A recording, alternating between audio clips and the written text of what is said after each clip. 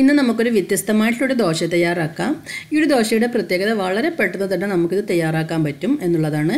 അപ്പോൾ ഇന്ന് തയ്യാറാക്കുന്ന ദോശ എന്ന് പറയുന്നത് ബ്രെഡ് ദോശയാണ്. ബ്രെഡ് വെച്ചിട്ട് വളരെ എളുപ്പത്തിലൊരു ദോശ. അപ്പോൾ നമുക്കിതെങ്ങനെയാണ് തയ്യാറാക്കുന്നത് എന്ന് നോക്കാം. ഞാനിവിടെ 3 സ്ലൈസ് വൈറ്റ് ബ്രെഡ് എടുത്തിട്ടുണ്ട്. ഇതിനെ നമുക്ക് ചെറിയ കഷ്ണങ്ങളാക്കി മിക്സിയുടെ ജാറിലേക്ക് ഇട്ട് കൊടുക്കാം.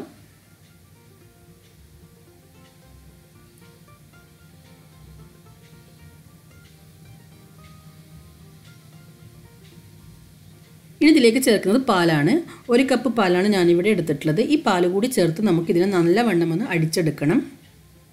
ഇപ്പം ഞാനിവിടെ ബ്രെഡ് അടിച്ചെടുത്തിട്ടുണ്ട്.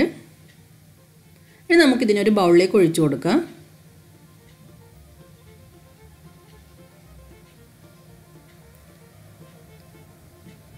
ഇനി ഇതിലേക്ക് ചേർക്കുന്നത് ഗോതമ്പ് പൊടിയാണ്.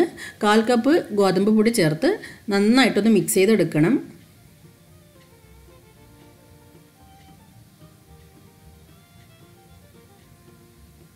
ഒട്ടും തന്നെ കട്ടയില്ലാതെ മിക്സ് ചെയ്തെടുക്കാം.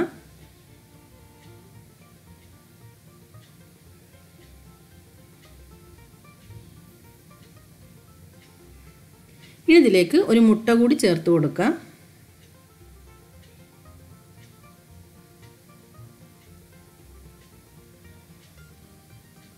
ഈ മുട്ടയും നന്നായിട്ട് മിക്സ് ചെയ്തെടുക്കാം.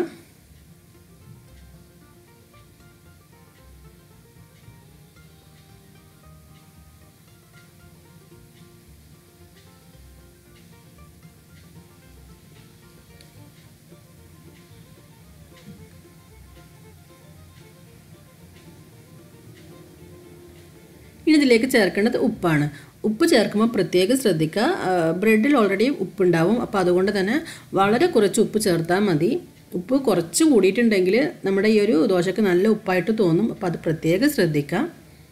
അപ്പോൾ നമ്മുടെ ദോശക്കുള്ള ബാറ്റർ ഇവിടെ റെഡി ആയിട്ടുണ്ട്. ഇനി നമുക്ക് ദോശ തയ്യാറാക്കാം. അപ്പോൾ ഞാനിവിടെ പാൻ വെച്ചിട്ടുണ്ട്. പാൻ നല്ലവണ്ണം ചൂടായതിനു ശേഷം നമുക്ക് ബാറ്റർ ഒഴിക്കാം. ഇതിപ്പോൾ ഒരു നോൺ സ്റ്റിക്ക് പാൻ ആയതുകൊണ്ട് തന്നെ ഞാനിതിലേക്ക് എണ്ണയൊന്നും തടവുന്നില്ല.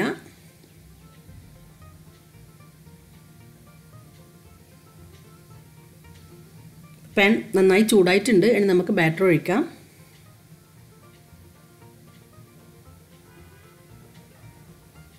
ഈ ദോശ പെട്ടെന്ന് തന്നെ തയ്യാറാക്കി എടുക്കാൻ പറ്റും. ഒരുപാട് ടൈമൊന്നും വേണ്ട.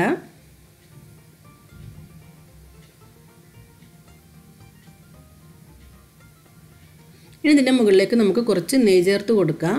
ഞാനിവിടെ നെയ്യാണ് ചേർക്കുന്നത്. നിങ്ങൾക്ക് വേണമെങ്കിൽ ഏതെങ്കിലും ഓയിൽ ചേർക്കാം. ഈ ഒരു ദോശ കറിൻ്റെ ഒന്നിച്ച് കഴിക്കുന്നതിനേക്കാൾ കൂടുതൽ ടേസ്റ്റ് ഉണ്ടാവാം. പഞ്ചസാര അതുപോലെ തേങ്ങാപ്പാലും ചേർത്തിട്ട് കഴിക്കാനായിരിക്കും. അപ്പോൾ അങ്ങനെയാണെങ്കിൽ നമ്മൾ നെയ്യ് ചേർക്കുന്നതായിരിക്കും കൂടുതൽ നന്നായിട്ടുണ്ടാവാം. അപ്പോൾ ദോശയുടെ അടിഭാഗം നന്നായിട്ട് കുക്കായി വന്നിട്ടുണ്ട്. ഇനി നമുക്കിതിനെ മറിച്ചിടാം.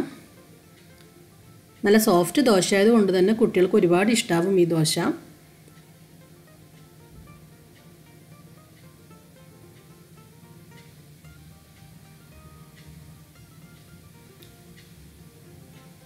അപ്പോൾ നമ്മുടെ ദോശ ഇവിടെ റെഡി ആയിട്ടുണ്ട്. നമുക്കിതിനെ പാനിൽ നിന്ന് മാറ്റാം. അപ്പോൾ ഇതുപോലെ നമുക്ക് ബാക്കി വന്ന ബാറ്റർ കൊണ്ട് ദോശ ചുട്ടെടുക്കാം.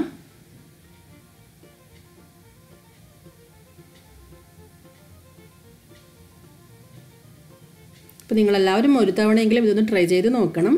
നിങ്ങൾക്ക് തീർച്ചയായും ഇത് ഇഷ്ടമാവും.